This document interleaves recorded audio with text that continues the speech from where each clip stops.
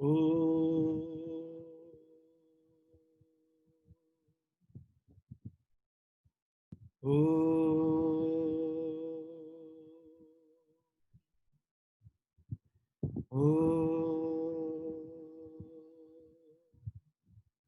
साईश्वराय विद्महे सत्यदेवाय धीमहि तन्नः सर्वः प्रचोदयात्।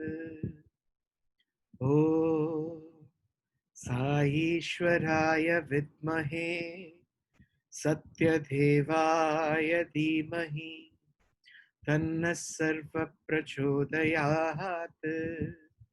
ॐ साईश्वराय विद्महे सत्यदेवाय धीमहि तन्नः सर्वः प्रचोदयात्। ॐ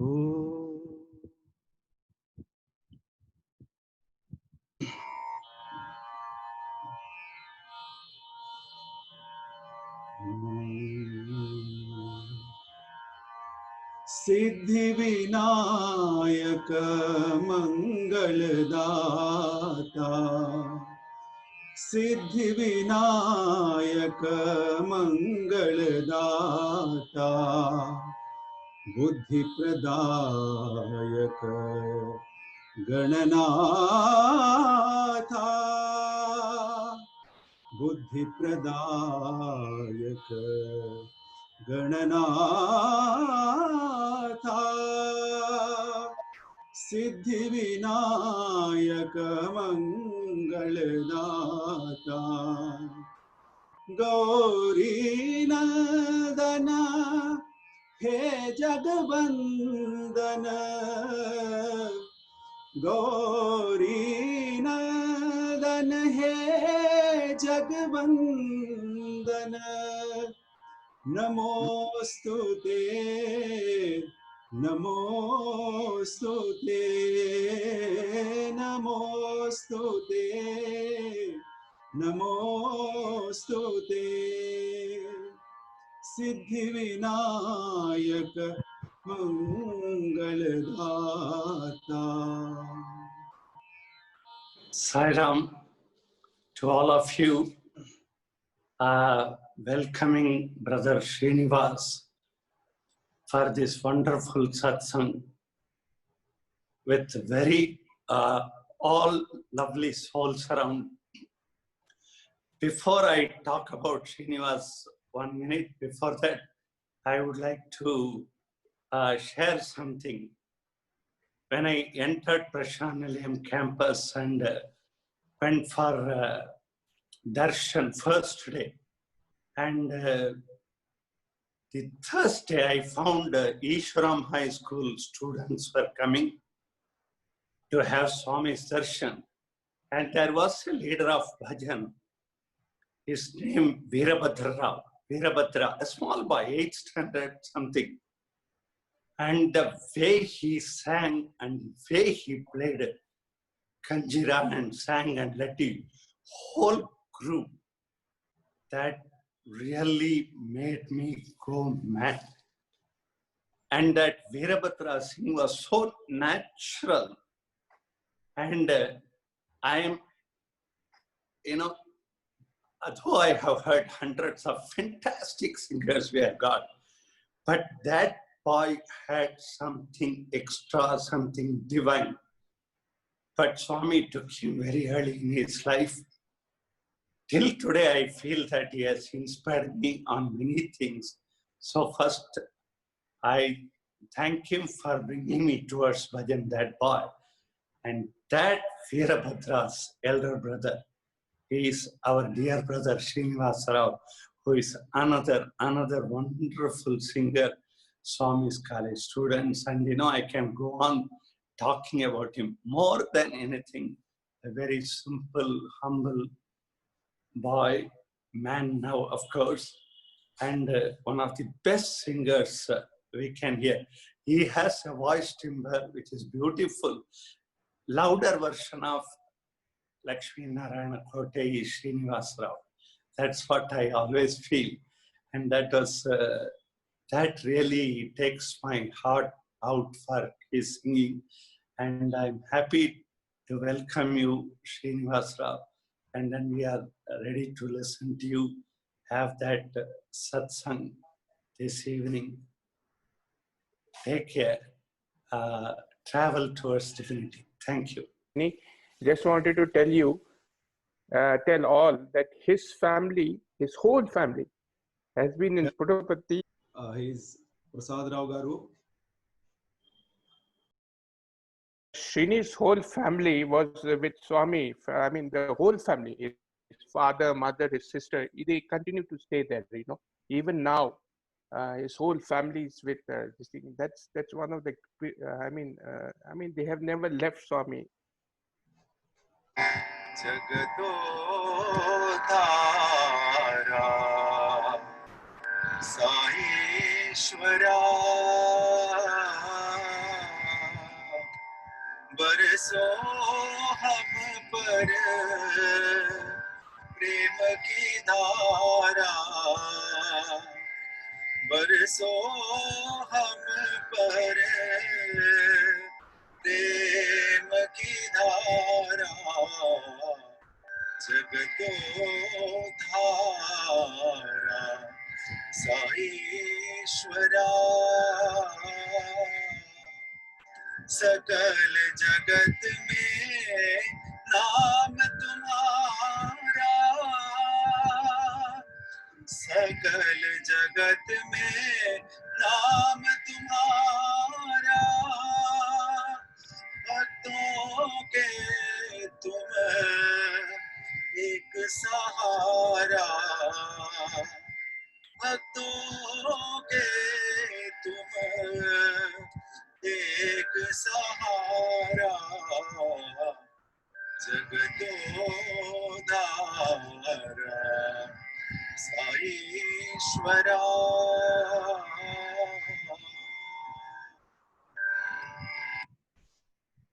Feet of our most beloved Bhagawan, respected elders, brothers and sisters of the Sai family.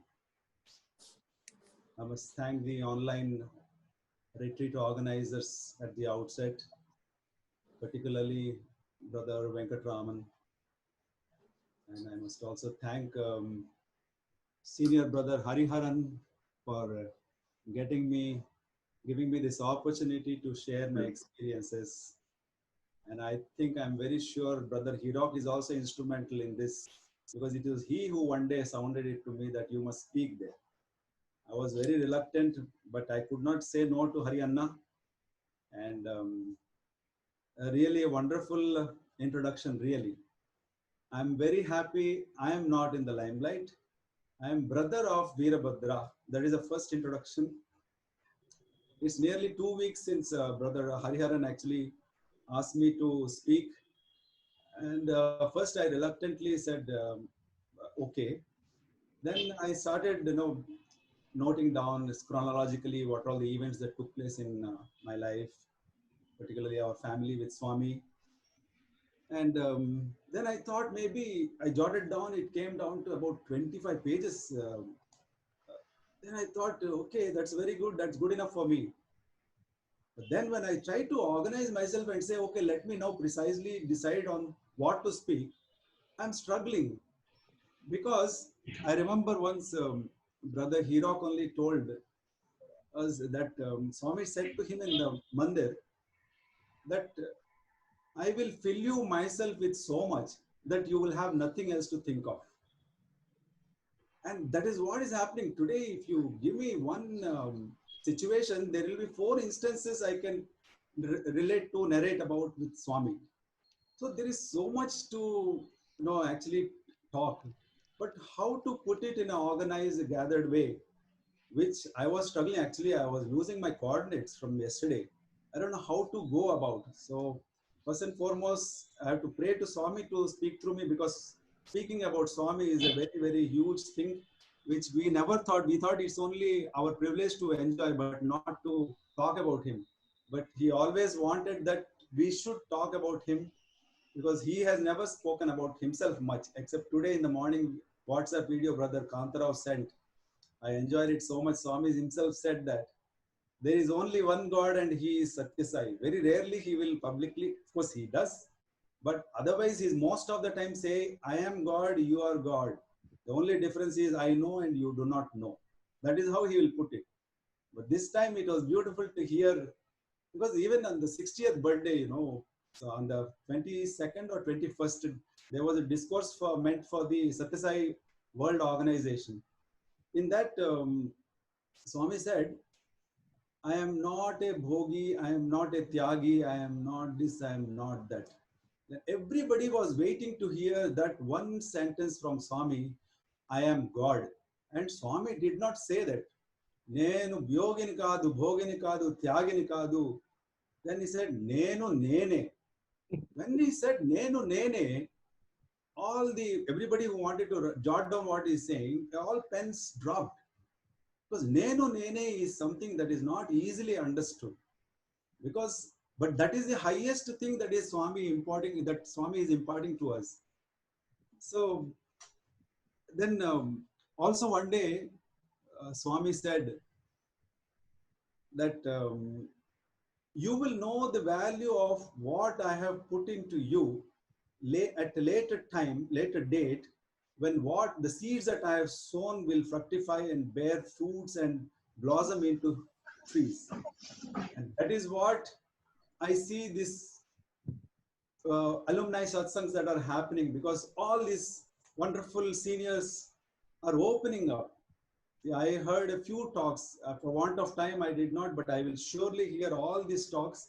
But I heard the last talk live by Gopi Chandran brother, and how beautifully he brought out the lack of transparency in us.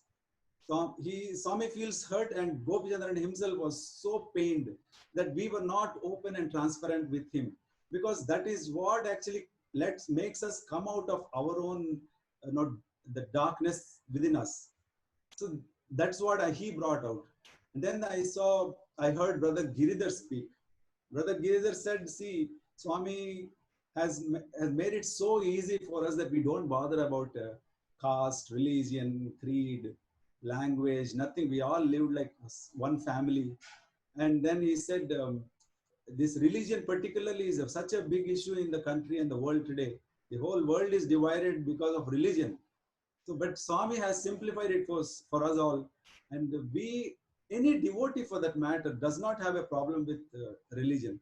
And more so, Swami says, I make a Hindu a better Hindu. I have not come to destroy anybody's faith. I have come to make a Hindu a better Hindu, a Muslim a better Muslim, Christian a better Christian. But the punchline, according to me, is, he says, I have come to put each one in his own faith. Now, this is the cream for me, to put each one in his own faith.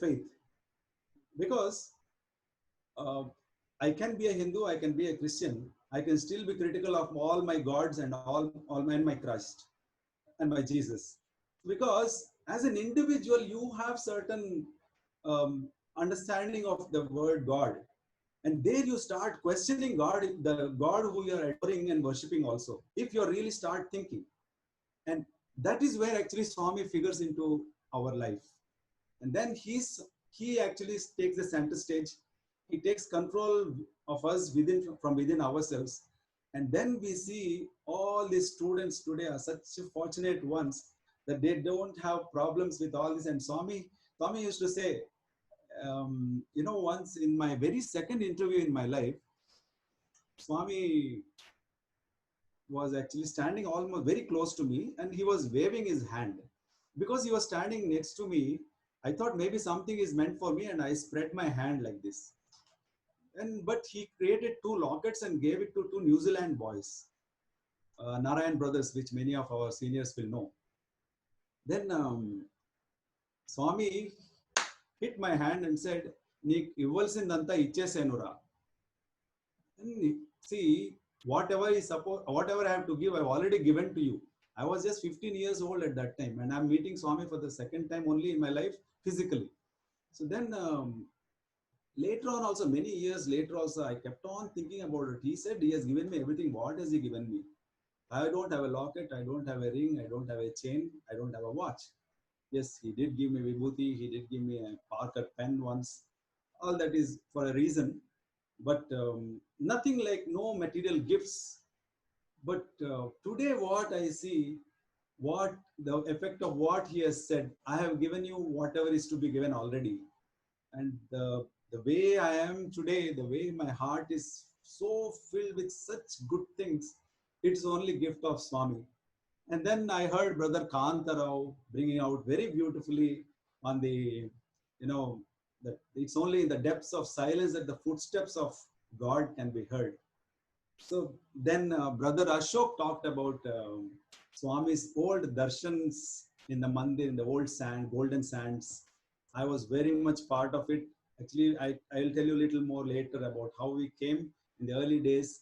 From the late 60s, I'm coming here to Puttaparthi. So Puttaparthi sands have I've got wonderful memories of those days, darshans. And yes, I was also witness and beneficiary of those namaskars and vibhuti prasadams that Swami used to distribute.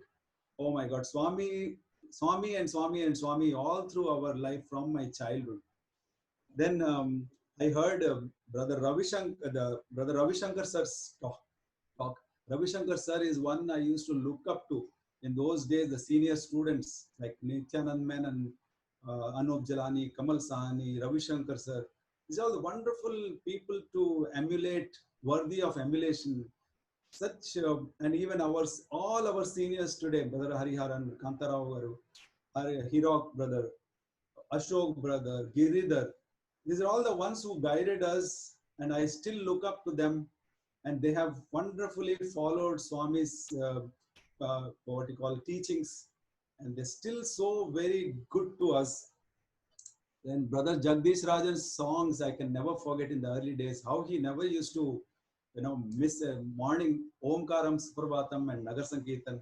Wonderful idols actually for us, for us to follow and emulate them.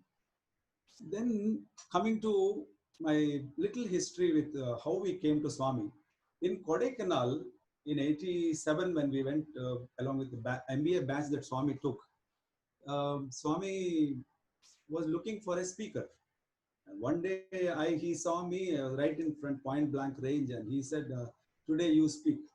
I am not an orator or anything, as you can see today also. Then I thought, okay, I can't say no, like I said, like I did with Brother Hariharan. So I couldn't say no. Then I thought, okay, what to do now? I have got only during the day's time, between breakfast and the evening tiffin time, I have got time to think what to speak. Then I decided, okay, speaking about our own life story, how we came to Swami is the easiest. I don't need to prepare anything because I got an idea of how we came. And then I wanted to start a little flowery way. I said, everyone who comes to Swami has a tale to tell, I said. And then I went on to speak for 45 minutes, and Swami had to say enough. I stopped, and Swami said, you blasted off. All that went off very well. And I thought I did very well. But next day, Dr. Goldstein was the one asked to speak by Swami. And he started by saying, yesterday the boy who spoke has started with this initial introductory words saying, everybody who comes to Swami has a tale to tell. That is an understatement, he said. For me, I did not know what he meant actually. What is so understated about it? But that was when I was 24 years old. 33 years down the line now, I understand what an understatement that was to say a tale to tell. So coming to Swami, the life story is not a tale. It is a divine sankalpa that brings us to his fold. And it is a divine story. It is not our story. It is his story. It may be history, but it is his story.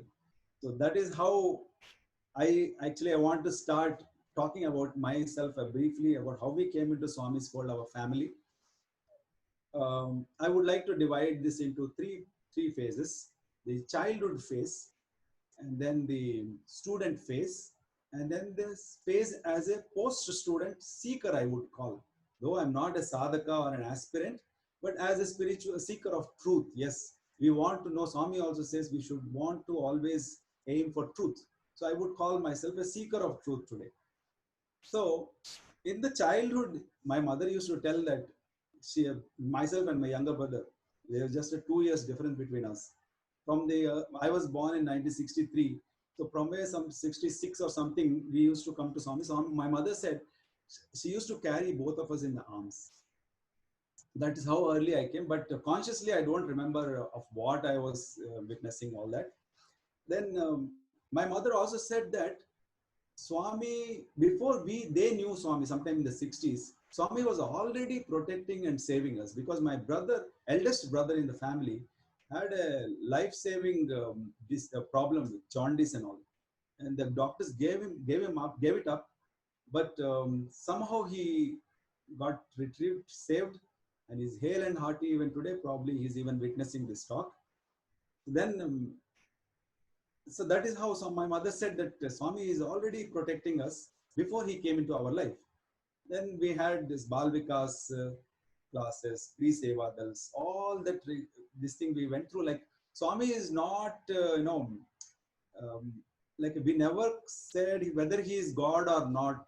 No such questions asked. He was a way of life for us from childhood. Even today he is so. He is not a miracle man for us at all. We never expected anything, but we know he performs miracles, and he is not a man. He was God. From the day we saw him, his form, he was God for us, and he has not failed us in life. And he is now taken charge of all our lives, and he is making us into realizing our divinity. I won't say we are gods.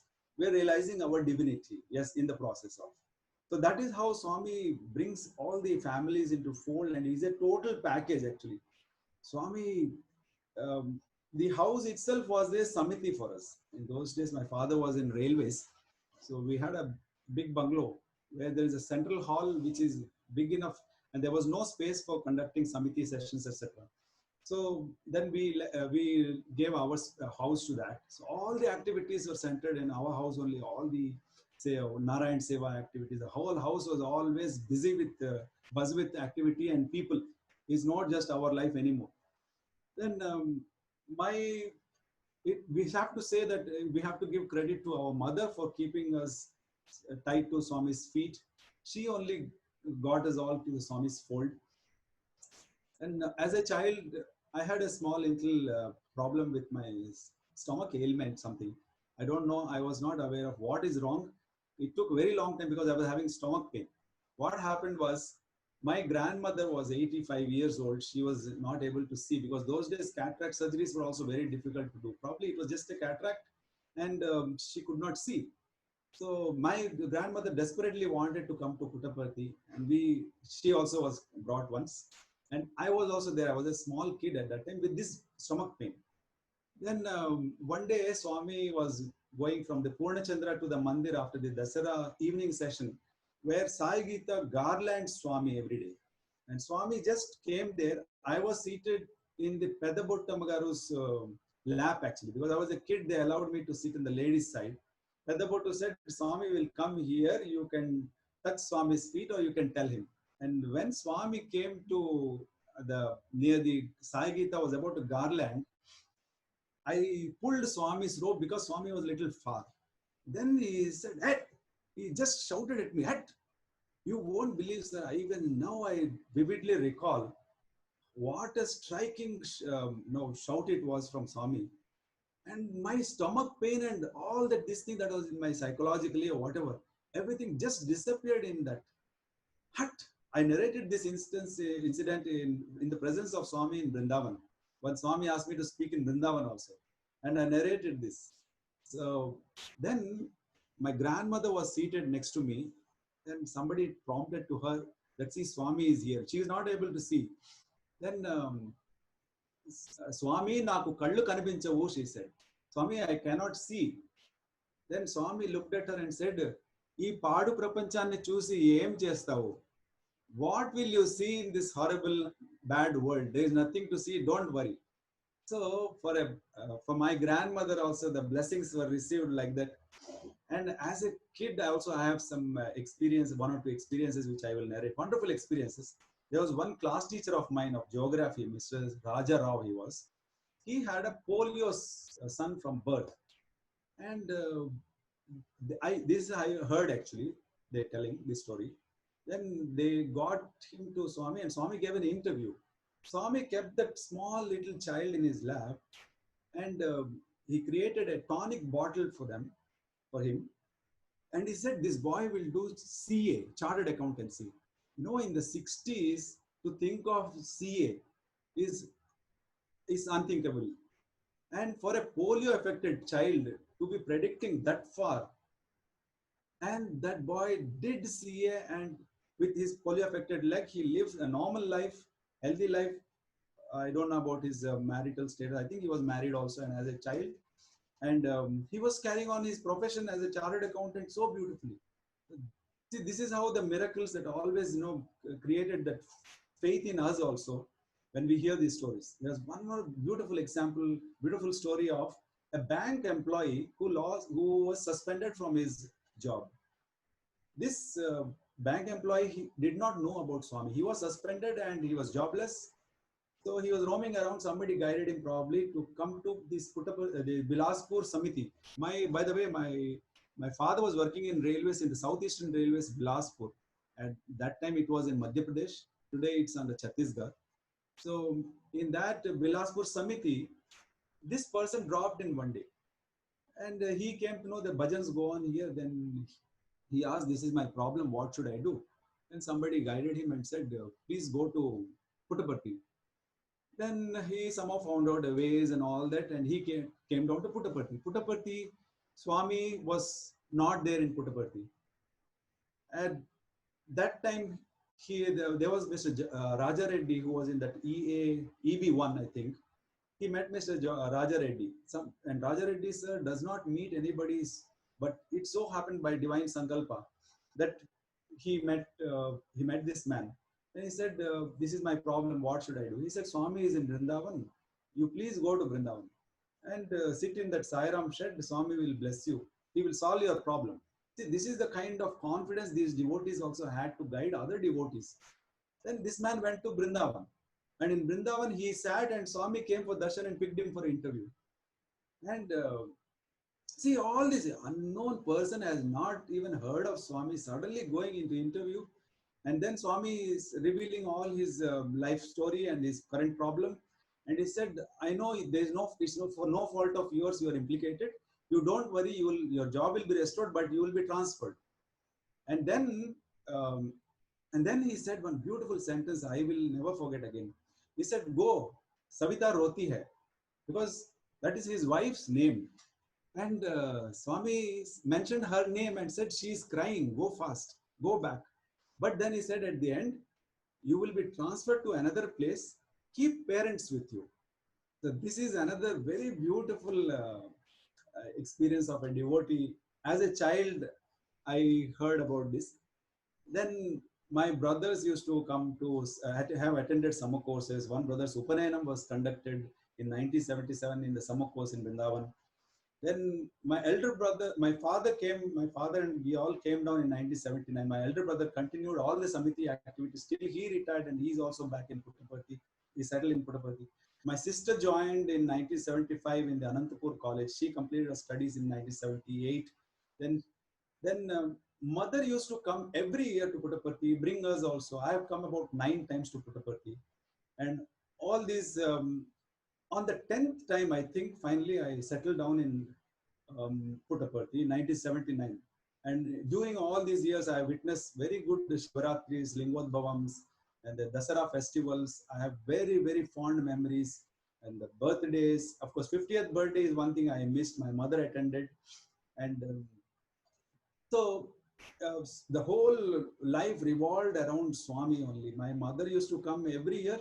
But one year in 1977, my father also accompanied her because my father was very duty-minded person. Every time my mother asked that I would go to Puttaparthi, he would say, you go to Puttaparthi if you want. Then my mother said, you also join me. Then he said, when Swami says duty is God, work is worship, I have to do my job here. Though he was a railway employee, he was very, very honest worker. And he was so sincere, which is very, very unusual in railways. So, but My mother used to come. And in one year in 1977, my father and mother both came here. My sister was also here. And Swami called them for an interview. And in the interview, Swami said, "You are retiring next year, right? So you come down and settle here." And my father said, "Swami, I have to still two children studying in schools." I was in 8th standard at that time. My brother was in 7th or 8th, 6th. And Swami said, um, "Yeah, they can study in my college here." And then my father wrote a nice postcard saying that Swami gave us interview and he said, "You are going to study in Swami's colleges." Oh, we jumped in all the euphoria, enthusiasm. But within 2 years, it's a long time. And we forgot completely. And at that time, there was no college or a school. Maybe a Telugu Ishwarama school was there at that Telugu medium. Then in 79, suddenly I decided that I don't want to be doing my studies here anymore because it's a very, very, as you know, the studies outside are very bad, particularly in that place. It's all rowdyism and all that, and no real education. And I was also not focused on studies. So I thought better I focus on my studies also. So what prompted me, I don't know. I came down all alone to Puttaparthi at the age of 15. Age of 15, today you can do a lot of things, but not those days. So come all the way, it takes 3 years, 3 days for us to change 3 trains. So I did all that with some little male help was around who dropped me at Dharmavaram and I came to Puttaparthi. I found Swami was not there. My sister was here. She said, "Go to Brindavan." I went to Brindavan. I'll run through very fast. Then in Brindavan, Swami was getting ready for the summer course in 1979. And it's a huge transition for me from the Swami in the photographs to Swami physically. But it happened so naturally. Why I'm telling this all is there is a divine sankalpa that has worked through all this. How I started and I came all alone by myself with some prompting within me that I don't want to be here anymore. I disappeared from there and came off to Puttaparthi. And in Vrindavan, I used to stay. My only sole focus was Swami. How Swami oriented me to him. And I didn't have much money also in my pocket. And I didn't have money to eat proper food also. But I stayed with one, it's a very beautiful experience I have to tell you. There was a shopkeeper, his name is Pappu Bachani. Actually, he was selling Swami's photographs, bracelets, lockets, and all the pendants. Then he offered me, I said, "Aap yahan reh jao." He's a Sindhi, very beautiful devotee of Swami. And he said, "Yahi par reh jao." And I stayed there with him and I was going for darshans. About this Pappu Bachani, I will tell you a very beautiful story. He told me how he came to Swami. He said, one day I got an interview. I came from Bombay. I said, "Swami, I want to stay here. मैं इधर रहना चाहता हूँ." Swami asked him, "इधर क्या करेगा?" Then this man said, "आपको बेचूंगा." So he said, "I am a shopkeeper. I'm going to sell you." This is a very, very beautiful interaction with Bhagawan. See, a businessman will always, put it in his own way, and it came out so well. And so then at that time, the college was not there, as I said. Then from in Vrindavan, Swami started talking to me. He asked me in Telugu. One day I gave one slate to him and I asked him to write Om on that. He said, "Why do you want?" Then because I was a grown-up guy. Usually the Aksharabhyasam is done only for kids. Then I said, "Swami, I want to learn Telugu," because I had to write to my father and I didn't know Telugu. I said, "Swami." Then he said, "You speak in Telugu, na?" He said, "I don't know how to read and write." Then he wrote to me in Telugu Omkaram and gave it to me. And within 3 days, I learned the alphabets in Telugu and wrote a letter to my father. So that is how the interaction started. Then I came to Puttaparthi after the summer course was over. And in the meantime, my father, mother, and my brother, they came down. This normally in the month of June.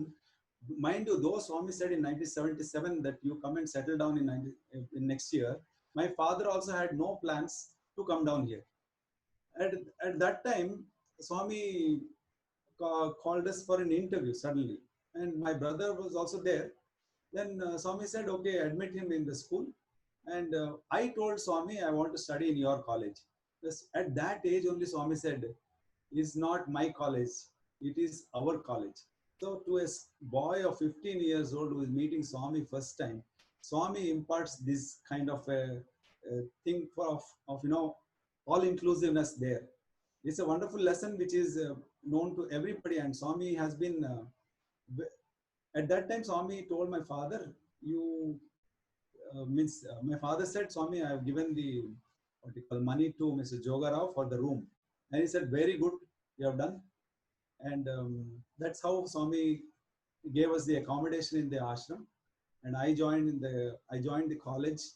And in 1979, there was no English medium school for my brother.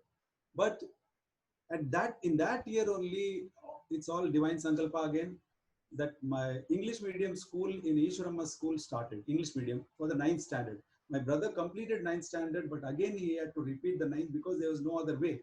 And there was no hostel for the Ishwarama school students. They said the parents have to be here. That is how my parents settled in Puttaparthi.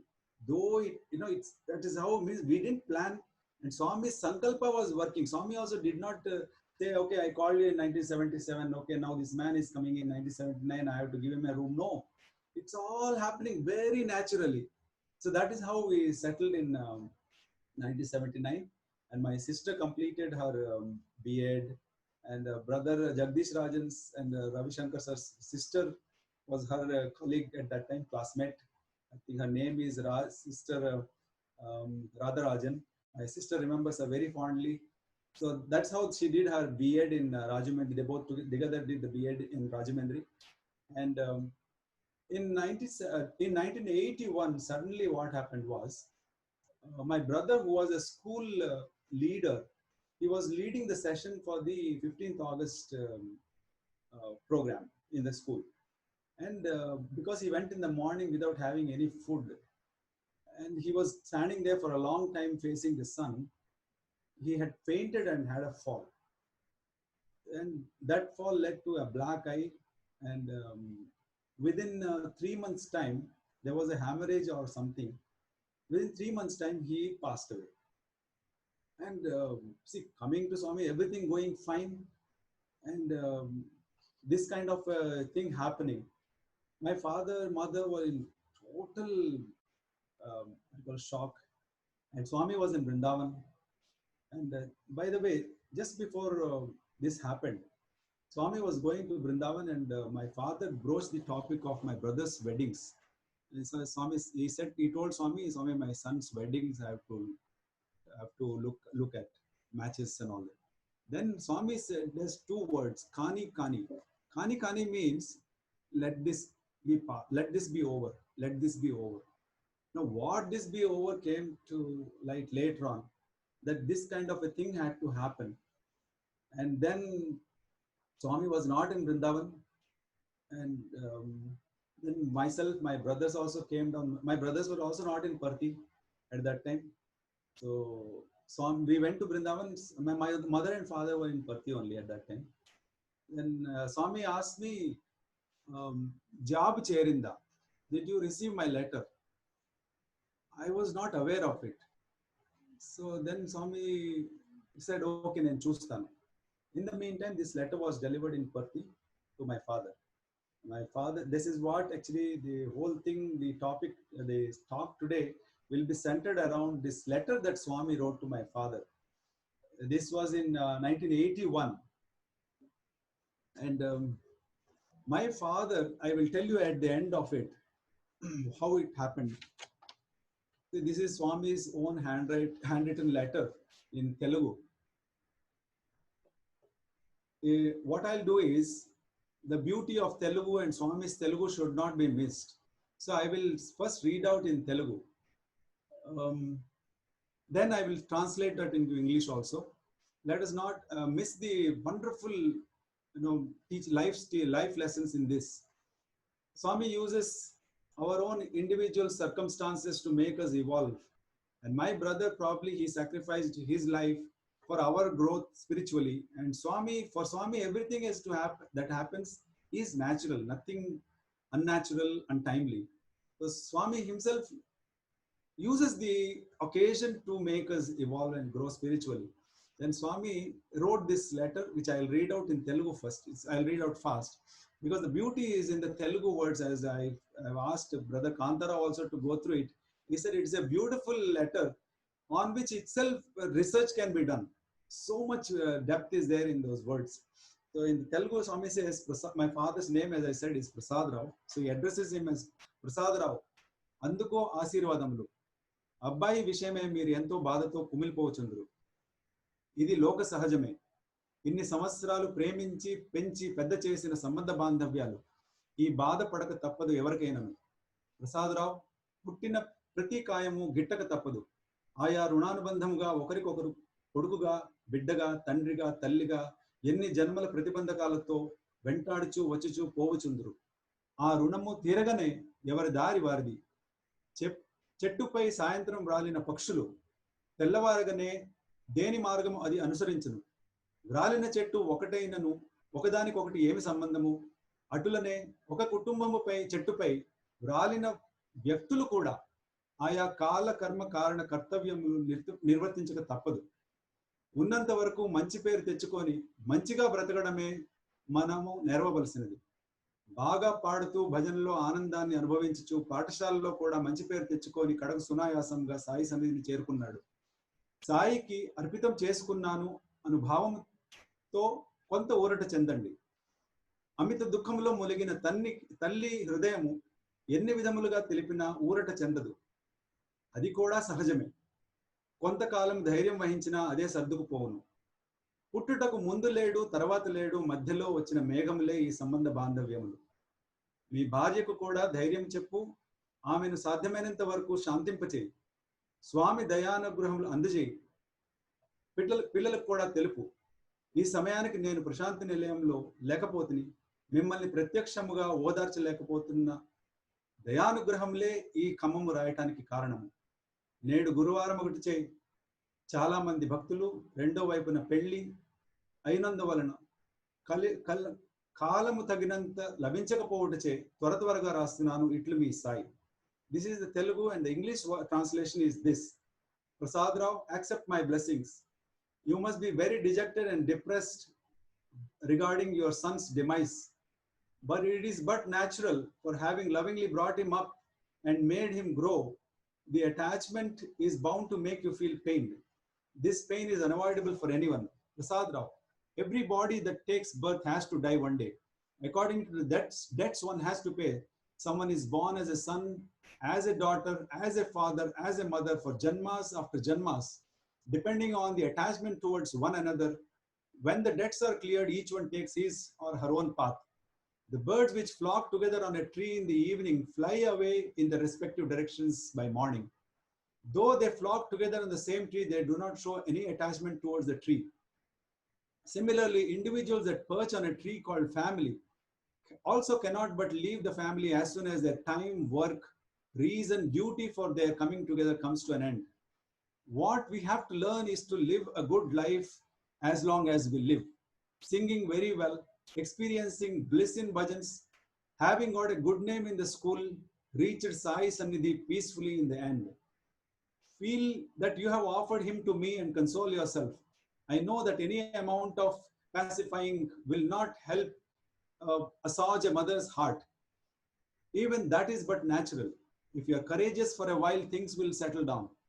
He was not there before he was born, not thereafter too. These relationships are like clouds that come and go in between. Give courage to your wife. Keep her at peace. Convey my compassion and grace to her. Tell the same to children also. At this time, I am not able to be present personally in Prashanthi Nilayam to console you all. My compassion and grace is the reason for writing this letter.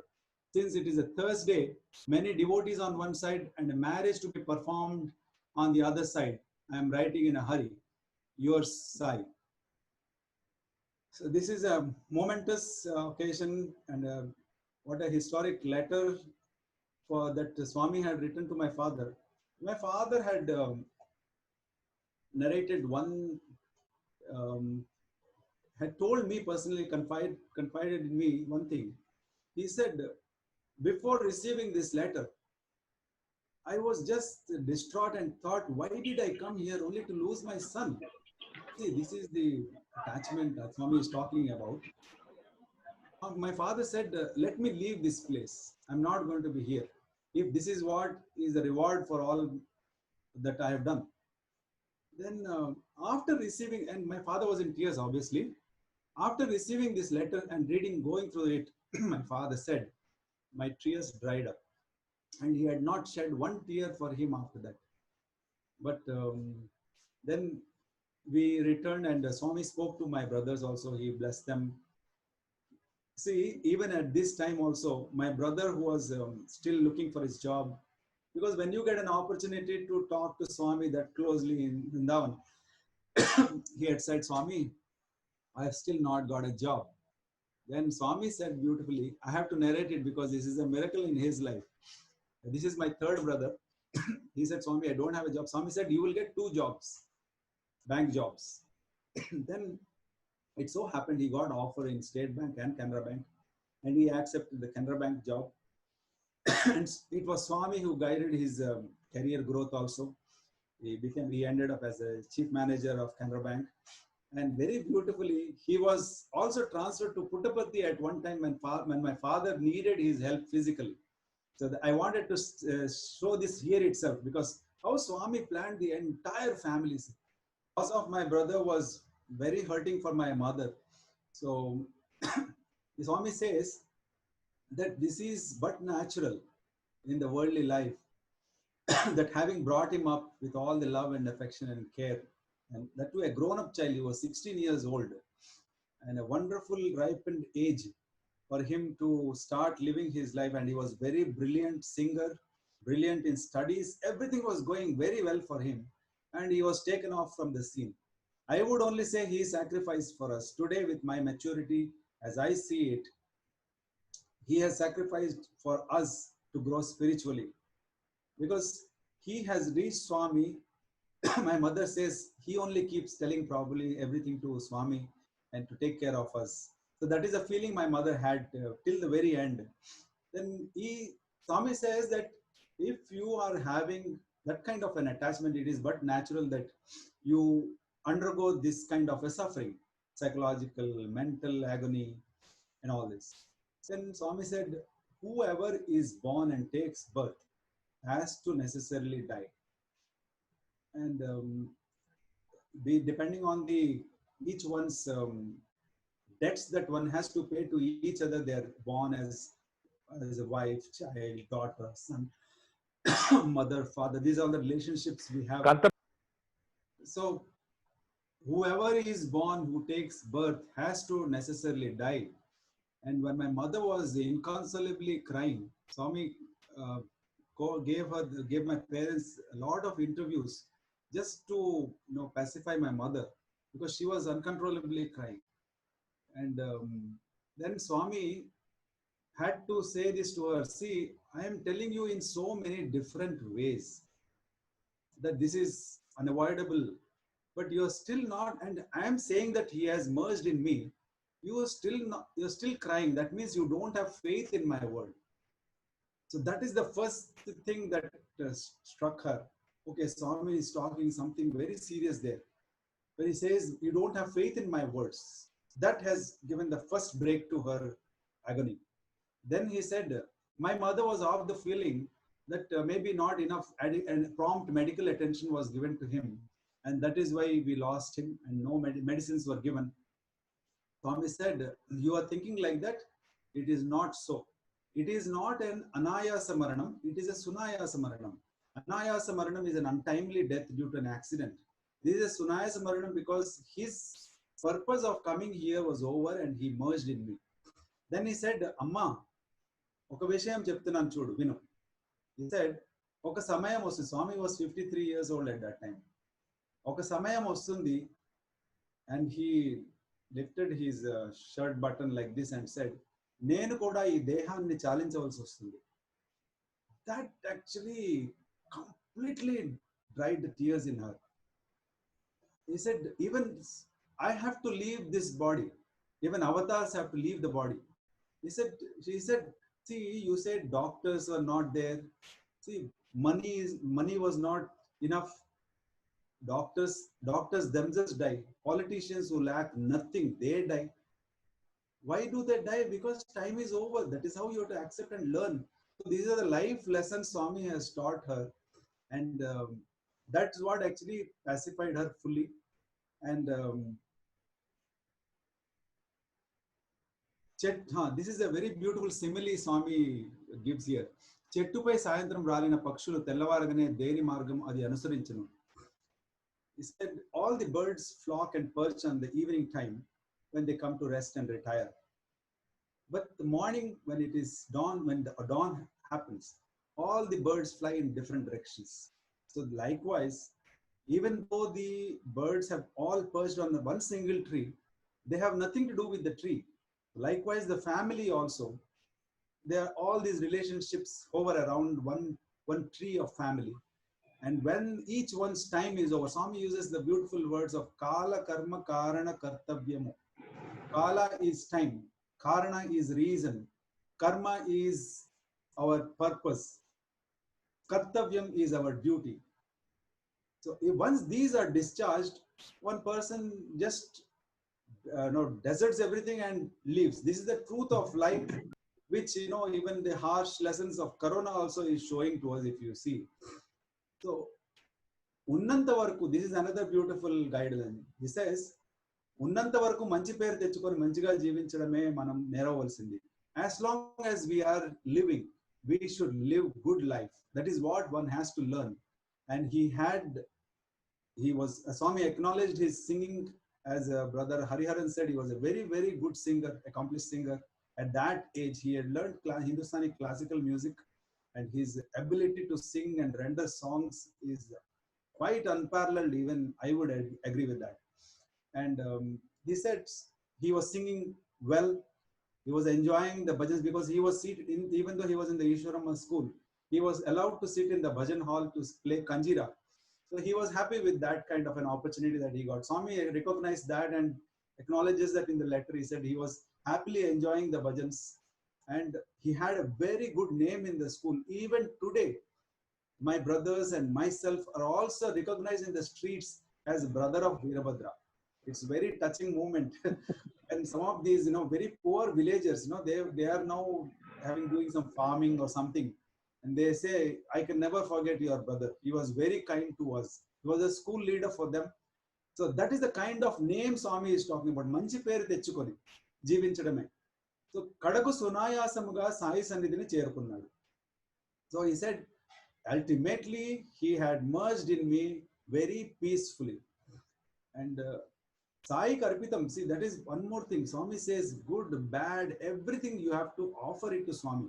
Even this kind of a traumatic tragedy also, you just have to offer it to Swami. And when this death happens of this child, you say you have offered the child to Swami. This is the guideline Swami is giving here.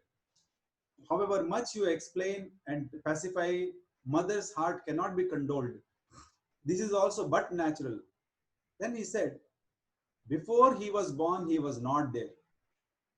After he is gone, he is not there. In between is the passing cloud. Our life is the passing cloud. Actually, it's just a cloud. Then here I would like to add, see, it doesn't apply to Swami. Yes, Swami was there with us. He is not there now, we can say. But it is that anyway, nobody will agree. He is very much there.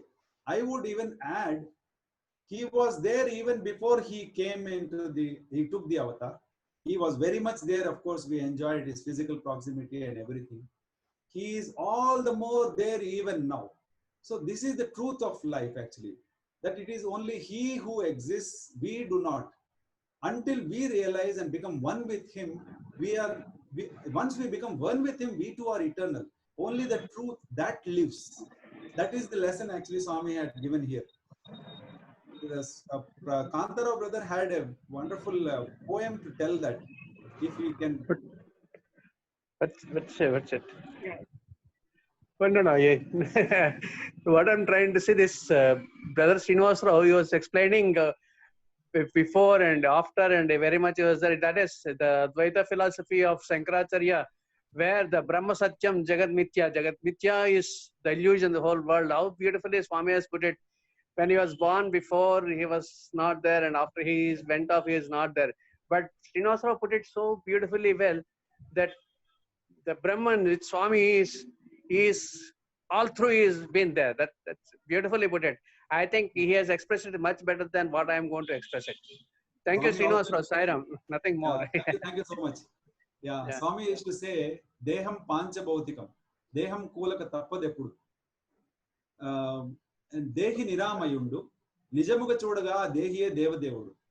Because see, the body is composed of 5 elements, is going to crumble one day. That is inevitable. Dehi Niramayundu. The one eternal is the resident indweller. Nijamuga Chodaga, in fact, in reality, if you see, the Dehi, the indweller, is the God. What we talk about, look for God somewhere else, actually dwells in us, and eventually there is no us, there is no we, it is only He. So this is the kind of elevation spiritually Swami brings the persons to that fructification in life. Swami's purpose is only that, actually, to annihilate your ego that I exist, it is me, my life, my body, my name, my attachment, my identities. These are all the things that Swami actually cuts and makes us become Him. Swami's purpose is that only. When he says he wants us to also experience that in this very life, it is not some. Swami have always said, heaven is not somewhere up above. Heaven and hell both are here only. It's in this body itself. Once you realize the divine, you can experience that oneness, and then go from here. That is your purpose, Swami had said. Then the beauty of Swami's life, the way he operated amidst all kinds of responsibilities. Like say, ఈ సమయానికి నేను ప్రశాంతి నిలయంలో లేకపోతుంది. What is his responsibility and this thing to say? His duty towards God. Duty. Devotees. Towards his devotees. He says, I'm sorry that I'm not able to be physically present for you in Prashanthi Nilayam to console you. Then he says, because I'm not able to do that, my writing this letter is the daya and anugraha and the grace. It is coming to you in this form. So the letter which acted on my father's psyche and the heart is what Swami is referring to here. And also Swami talks about, very naturally, he says, today is Thursday, because of which there are a lot of devotees. And as you know, in Thursdays in Vrindavan, there will be a lot of bhajans and devotees. And he says, on the other side, there is a marriage to attend. Swami performs marriages. And for that reason, I'm not having adequate time, and hence I'm writing this in a hurry. He is writing Advaita in a hurry, flawlessly. So beautifully he has come out here. And once actually, I remember there was one Mr. Raghav Reddy.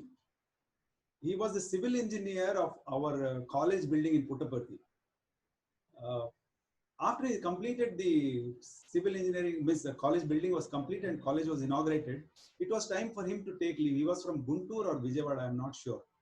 Then Swami called him for an interview one morning after the bhajans. Those days bhajans used to be at 11 o'clock in the afternoon. After 11 to 11:30 is the bhajans. 11 to 11:30 to 11:40, Swami will have his lunch and then go out for a ride.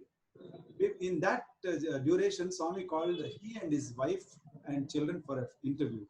In that interview, he had mentioned, because he came only as a professional civil engineer, he didn't know much about Swami. But Swami interacted so much with him in the design and architecture work and all that. They became very close to Swami, and Swami always does that with people.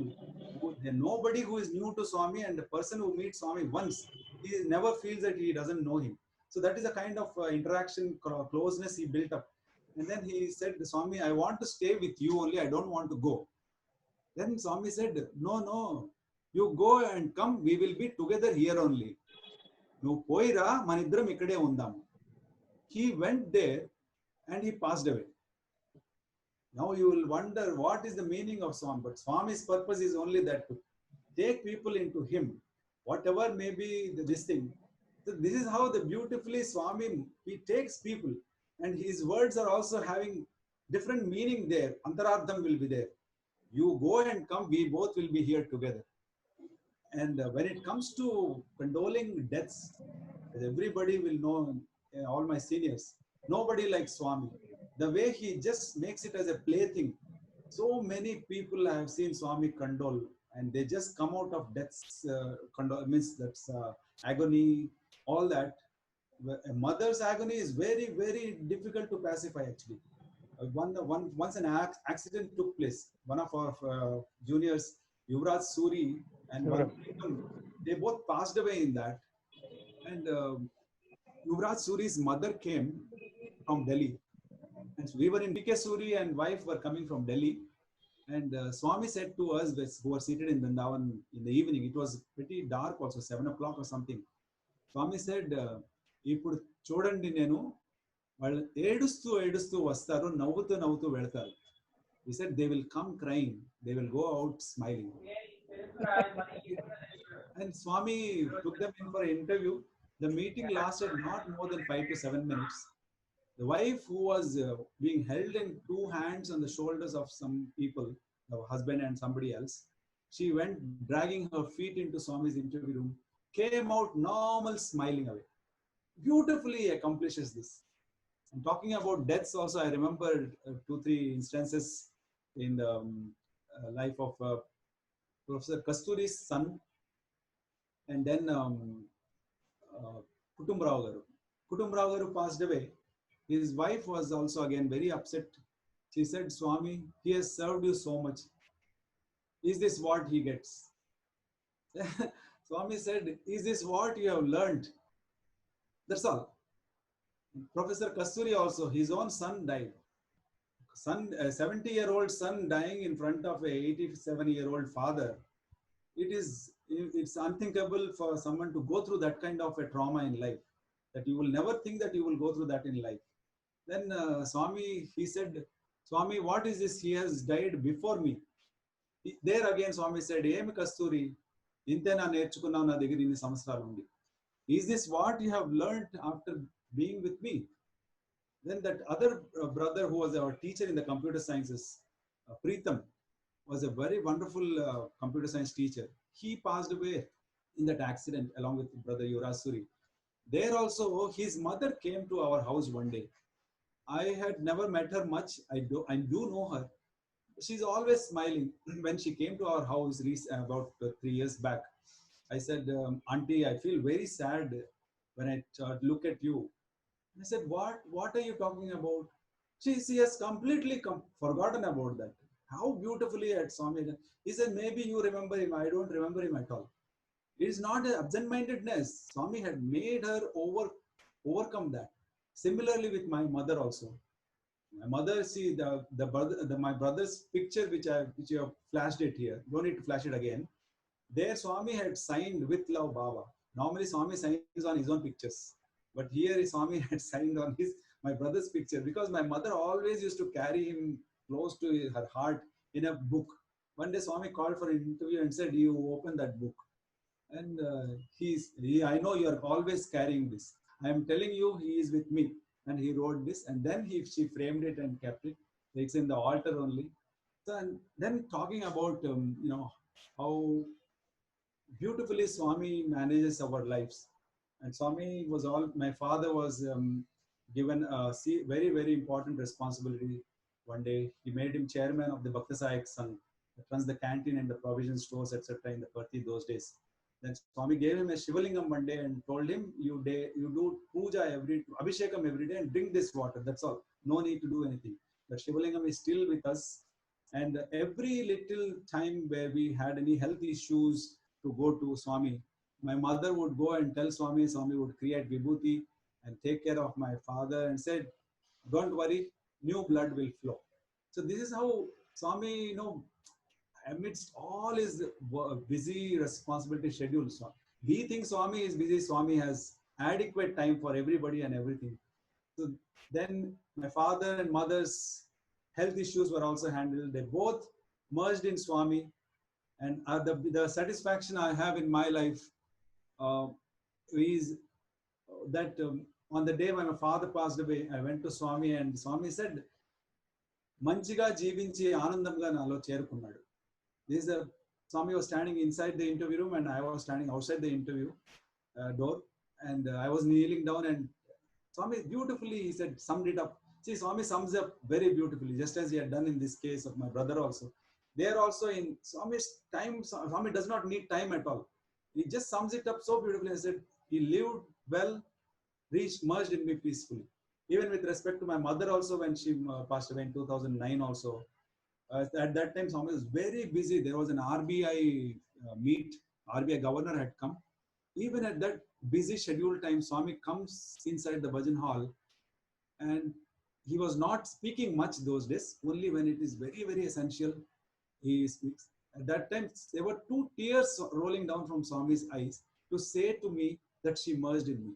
Swami said, so this is the satisfaction I have, that there are 2 people, my parents both have merged in Swami. I have the satisfaction of hearing it from Swami's, and that is how he takes care of everybody, all people who have come into his fold. Swami takes them into him, and it will be our turn also at some stage. We have to qualify for that. Swami will do that. So this is the team around which I wanted to talk today. Just one request. How you got pulled, or literally pulled into staying in Puttaparthi, into making a career? How you went out, how you came back? Tell about that also. Yeah, see, That only shows how Swami has full control of our lives, basically, right? I'll tell you, it's Tell about that. Brother Hiroki, it is a very, very deep subject, but I will still touch upon it. See, I did my MBA, higher studies and everything. As you also said, that we stay here not for studies, but studies is only an excuse. All of us, I did my finish. I told Swami I'm going to do BCom after my intermediate was over. He said, yeah, do MCom also. And then after MBA, he himself gave me the admission in, after MCom, he gave me admission in MBA. And MBA is another huge subject. I can talk on that also. But more importantly, soon after I finished my MBA, because you asked for it specifically, I would say, soon after I finished my MBA, Swami, one day Swami was, during the bhajan times, I was sitting outside. And because Swami used to call me often and speak something in the evening. And I decided one day, if he is going to call me today, I am going to say this to him. And he did call me. And I said, Swami, always keep me with you. Then he said, Naginkem pani leda. Do I have not any other work? But he was very happy I said that. But what I want to bring out here is that he makes us ask so that he can give. That is what I feel. Because I asked that, I am here today. Otherwise, probably not. Yes. Then I was, and Swami one day, the MBA boys were all departing. And Swami gave us a group interview, and he told the boys, you will go. And Swami was predicting beautifully, swiftly. He said, you will go to US, you will go to Canada, like this, and you work, you go and be with your parents. Then he whispered to me, you also don't have any practical experience and knowledge. So better you work for 2 years somewhere. And it can be in Bangalore or Chennai. Then that time Swami used to call it Madras, not Chennai. This was in 1989 or 90. Sorry, 88. Then I said, there was nothing in my heart that I wanted to go out or anything. But Swami said this because he, whatever Swami says is in the Vedas, Upanishads. Then Swami corrected immediately and said, what Swami says is not in Vedas and Upanishads. What Swami says is Veda, what Swami says is Upanishad. Likewise here also. When Swami says something, it is not just offhand something. It is going to fructify and materialize at some stage. But we don't know, we don't have awareness of that. So then I was aghast, like, he's going to asked me to go out. I have no plans. I want to be here only Puttaparthi. I didn't have any. And then it so happened that I was put in the Puttaparthi job also. I was in the college. I was in the ashram also. But suddenly there came a time when somehow I felt I'm not happy with myself. I said, no, I should work somewhere else. I'm not going to last here if this is the way. Swami's words are coming true. I don't have practical knowledge, practical experience rather. Then I decided I'll quit. This much at that time, Swami did not even want me to quit. Though Swami predicted like that, but Swami knows this will be the kind of friction, all that. Through friction only, all this growth happens. What I am today is because of that very, very crucial period of 2 years. And much against Swami's wishes and plans physically, because Swami wanted me to be with parents. Swami used to send word through my father. When the whole world wants to come here, why does he want to go out? What is it that he is lacking? I'm taking care of him. Okay, do one thing. I know what his problem is. I will take out everything from his head and put him back on job in Puttaparthi. But even at that time, I said, see, this is where Swami's Sankalpa only is working right through. Though I was so attached to Swami, once very beautifully somebody put it, very senior devotee. He said, Swami gives you so much love, you get attached to him. But the same Swami will create little frustration in you also so that you leave him. Otherwise, you cannot leave him. That's very true, actually. So, not that I was frustrated or anything. There was no link lost at all with Swami. I said, no, having got a professional degree, I must do a big job. Those kind of maybe thoughts were there in my head. I went out for a job and I did succeed in this thing. And then one day Swami told my father, see, tell him that even if he goes out, I will take care of him. He will get everything that he requires in life. I will take care of him. I assure that. But tell him he will not be happy with two things. One is he will not be happy leaving parents. Second is he will not be happy with leaving Swami. These are the two things. When I went out, everything. But my beautiful thoughts at that time also were that I want to live according to what Swami laid out in life for us, the principled life. I want to live that very well. I didn't want to do I didn't want to marry also by living in the outside world. Like that kind of thoughts I had. And I had written to Swami, Swami, I'm not happy with myself. Swami said, I don't know what is he that is not happy with. I'm taking care of him in all respects. Then I went out, I got a job, everything was fine. I was missing bhajans in the morning. So like I'm missing pay. Then I thought, because see, it worked out in my own head again. I said, I must be available to my parents. And when I went out, a beautiful spiritual experience that happened in my life, which my family also does not know actually. Because of my noble thinking that I want to live a good life, spiritual life, I happened to meet a very wonderful spiritual person without my planning at all. So he guided me and he told me, leaving Puttaparthi was a spiritual failure, he said. He said, you will get another opportunity, go back. But he also did not, he just uttered those words. I lived with him and everything was there. Swami came in my dream one day, and like he was not talking to me personally, even in the dream, he was not talking to me in Chennai when I was leaving. He came to me and he came to where I'm staying in the upstairs and walked in, and he's not looking at me. He's just surveying the whole room where I'm staying. Then at the end, when he was going down the staircase, in the dream, okay, but this is a very, very real dream. That Swami was going and I'm not able to talk to him. He's not looking at me. I just called out, Swami. Then because he was already down one floor, he looked up at me and said, be good, I will give you everything. Manchiga undu nenu anni istanu. So even in the dream, so beautifully he was guiding. Then one day I came and my mother was very, very, I was coming for even weekends because 5-day week, every second week I was in Parthi and I was to have darshan. And before that, I should also add one day, when I went for a job and came to Puttaparthi, to Vrindavan Swami was there. Swami, through Mr. Jogarao, he sent a message that Jogarao said, Swami said he will talk to you, don't go away. And I stayed. Then Swami, one day, he was finishing interview with Darshan line in Vrindavan. In the lawns, he was standing and he called, hey, Srinivas.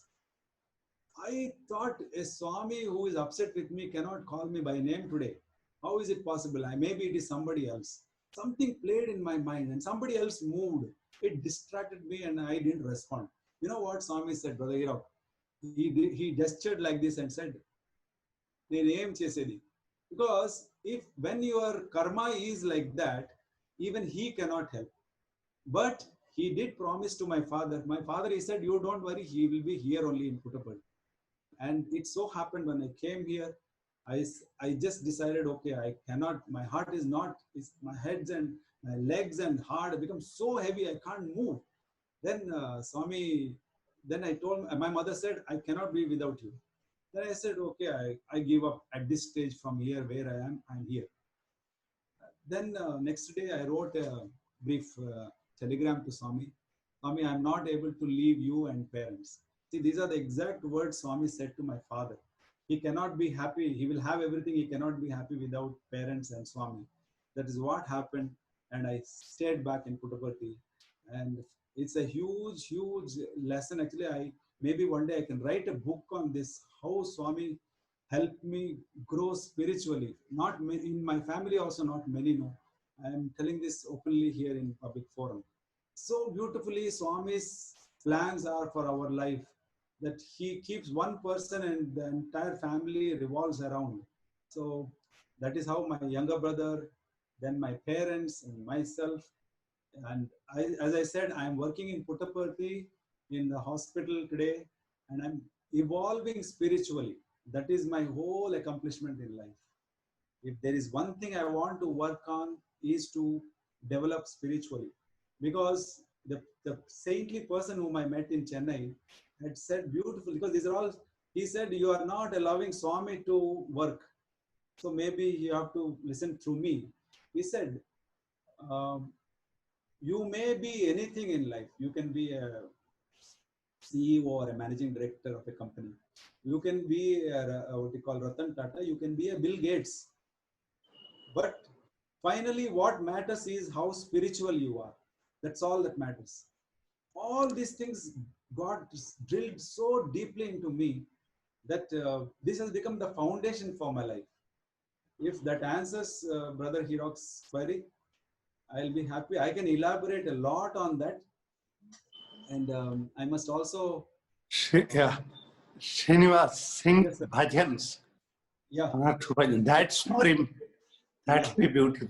Please. Anyway, I must not forget to mention that after my brother's demise, Swami had performed the marriages of my two brothers. Two brothers. Yes. And Yes. Swami had himself arranged looked at the matches and selected the girls. And he had himself selected fixed the menu for the 3 sessions on the marriage day. And I cannot tell you so many things. These two brothers have wonderful children. And all one full generation is named by Swami only. We have wonderful, Swami used to talk to those kids also. There is one Supriya, there is one Sumana, there is one Vijay Sai, there is a Giridhar, there is a junior Vijay Sai, there is a Gunaranjan, there is a Sai Lata. These are all named by Swami. The entire next generation, they are gems. They have studied in Swami's. One day Swami said to my father, "Nee manavalni, nee muni manavalni koda nene chuskuntanu.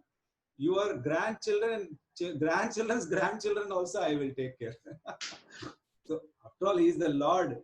So he is only the one going to take care. But physically, he has come into this earth and he is giving us all these assurances also to build faith in us. So that is another, actually I can talk a lot about the marriages, weddings also. And I can sing a bhajan for you. Sadguru Brahma Vishnu Maheshwara Sadguru Brahma Vishnu Maheshwara Shri Satya Sai Sada Shiva Shankara. Shri Satya Sai Sada Shiva Shankara. Sadguru Brahma Vishnu Maheshwara. अमृत अमृत दान करे, आप हलाहल पान करे। अमृत अमृत दान करे, आप हलाहल पान करे। भव भय जलधि पार करे साई। भव भय जलधि पार करे साई। जगतो धारा जय अभयंकर।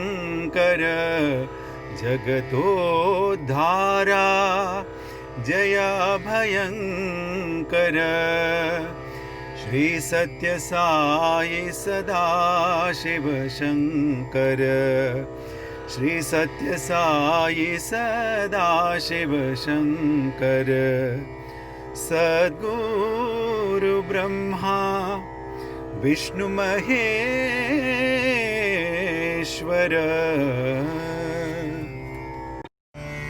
भज मन राम,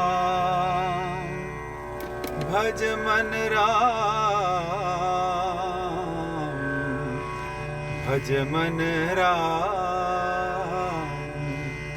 भज मन राम। भजो रे साई राम राम राम। भजो रे साई राम राम राम। भजो मन राम, भज मन राम। मंगल नाम भजो रे मनवा।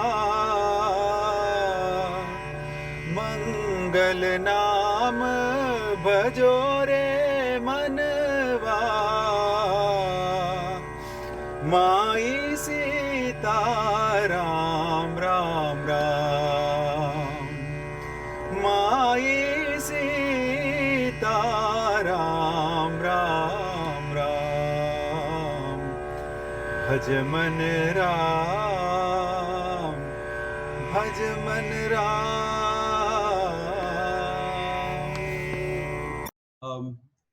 As it is aptly called, it's I'm sure Brother Venkat still doesn't agree with it, because initially it was called a COVID satsang. I don't mind it being called, though it has the prefix has a negative connotation.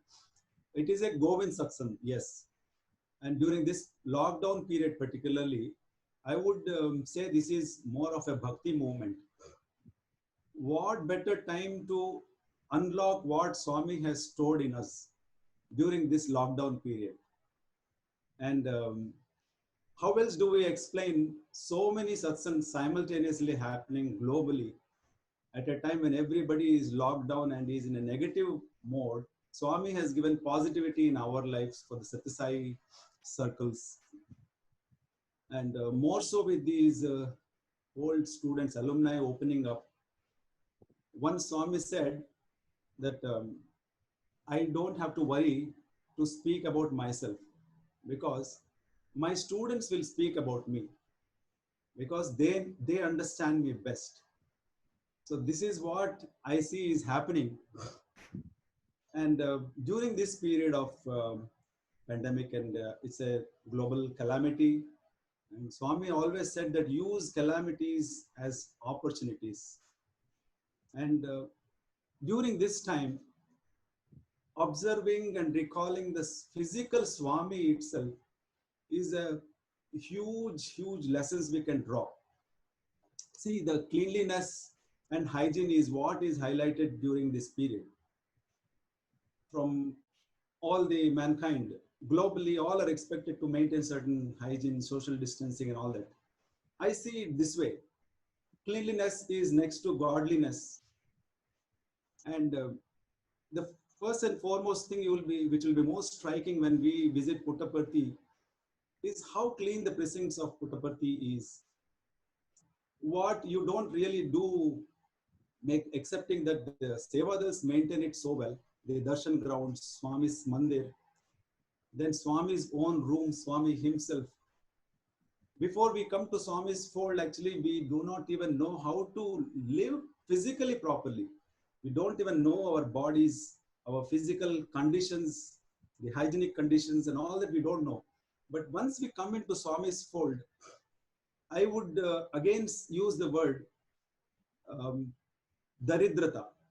I would say daridrata is removed from our lives just because of our association with pure consciousness. So cleanliness, if you see Swami's own, way of handling himself in public, the way he wipes his face, the way he wipes his eyes and the nose, these are the things one should not touch with your hand. There is no involuntary movement by Swami anytime in public, any wrong gesticulation or a scratching of the face or a hair, which we do involuntarily. See, these are the things I observe, and this is what is called for during this pandemic time also. Because the economy of movements, see, you're not supposed to take your hand and put your face. If you can keep your hand safe, that's a very, very big thing during this period. Even if you wear a mask, it is no use unless you control your movements of the hand. Because if you touch the mask again, it's going to be, you are infecting your hands again.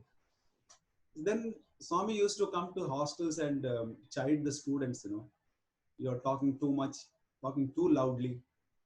And you're roaming from room to room like cats. Why is it? He used to chide us.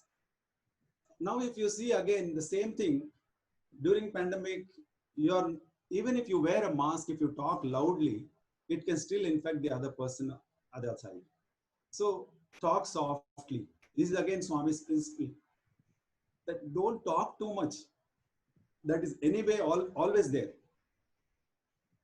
Then don't go from room to room, house to house, place to place, country to country, because of this kind of moment freedom that we enjoy today because of the vehicles, etc. Just pick up our vehicle and go drive without any rhyme or reason. So then touring unnecessarily. All this has caused problem, and it is calling for a certain discipline now. Food also, you just put every damn thing into your stomach. Now is the time to be careful with food also, because all that is required is to be more closer to your body, be more aware of your body, because the indweller is there. See how relevant Swami is today, because he has, without anybody being aware of it, he has maybe indirectly allowed this corona to, I would see it this way, that corona is a Swami versus rest of the world. Why, because once Swami told us in the interview room, there will come a time when the entire world will be on one side. I will alone be on one side, alone. But the victory will be mine. And he also qualified it saying, if it does not happen, I will make it happen. Now, this is not a war against Swami or any other war. But when he said, he's pitting himself against the rest of the mankind, so that you question like, during this period you're asking, is there really a God? Who is this? Who is going to control the spread of this corona? So when we don't believe in God, he sends an invisible virus to be spreading havoc. So if you don't believe in God, at least believe in something called an invisible virus. Then how does it control you? That is the best. That's the one that gives solution to your problems. And in this sense, I would say that you become more conscious of the indweller. That is what Swami is trying to teach us. And Swami is most relevant today under these circumstances. Thanks a lot, Srinivas. Thank you for giving me this opportunity. It was wonderful to have you experience. We were, thrilled how Swami takes care of all of you. I only pray to Swami to shower more and more grace on you, and our gratitude to coming for this satsang. Thanks a lot. Sairam. Gratitude to Swami. Swami says, Krutagnata lagapoina krutagnata undala. So krutagnata is gratitude, krutagnata is ingratitude. So the way we can repay to Swami is to talk about him, and it is his story. It is not our story any longer. Thank you. Thank you so much, Brother Sairam. All my brothers and devotees, and thanks a lot for giving your patience hearing. Let's fail us to express our gratitude to Swami for continuing to bless us with those, I would say, singular messages that come out of each satsang. One of the things Brother was actually asking, hopefully I'll get to do it, is to come up with a 5-minute video of each satsang, which has one key point. I mean, still those thoughts of, in the depth of silence, you hear his footsteps, or today, even this body, that particular action that we described of everybody has to shed the mortal coil. And once you are in a mortal coil, you and I are one and the same there in terms of what happens to you and me. Wonderful lessons for all of us to learn from. And these lessons continue every Sunday with Swami's grace, and your love for joining this platform to share the love that you have received from him is making us feel blessed, and there is no greater gift in life than to be part of this family. Having said that, let us also pray that everyone recovers from what is currently causing all of us to look inwards, so that we can continue to look inwards when things normalize one day with his grace. With that, let's finish off with Samasta Loka 21 times. I'm going to mute you all, and then I'll open up if you want to say any few words. I will stop the recording there. Yeah, Sai Ram.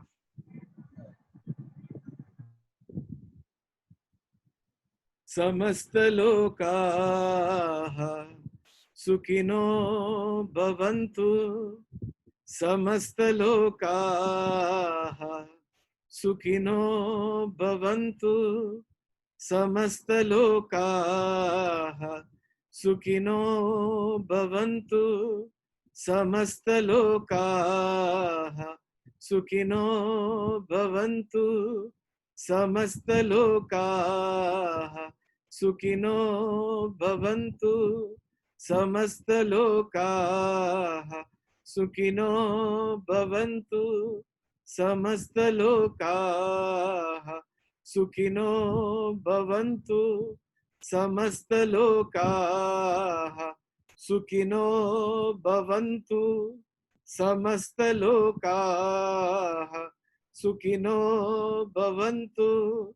Samasta Loka Sukhino Bhavantu. Samasta Loka Sukhino Bhavantu. Samasta Loka Sukhino Bhavantu. Samasta Loka Sukhino Bhavantu. Samasta Loka Sukhino Bhavantu. Samasta Loka Sukhino Bhavantu. Samasta Loka Sukhino Bhavantu.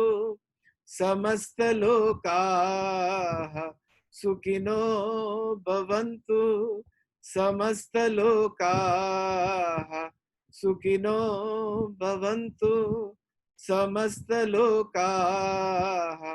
Sukhino bhavantu samastalokaha. Sukhino bhavantu samastalokaha. Sukhino bhavantu. Om Shanti Shanti Shanti. Jai Bolo Bhagwan Shri Satya Sai Baba Ji ki Jai. Sai Ram, till next Sunday. Have a wonderful, blessed week with him by your side, and looking forward to who is going to be the next speaker. Ariana gets to know that first. I get to know that next. Before that, Swami has already decided who the speaker is going to be. So with that, let's sign off today. Sai Ram. Sai Ram. Yep. Sai Ram to you. Till the next week. Sai Ram.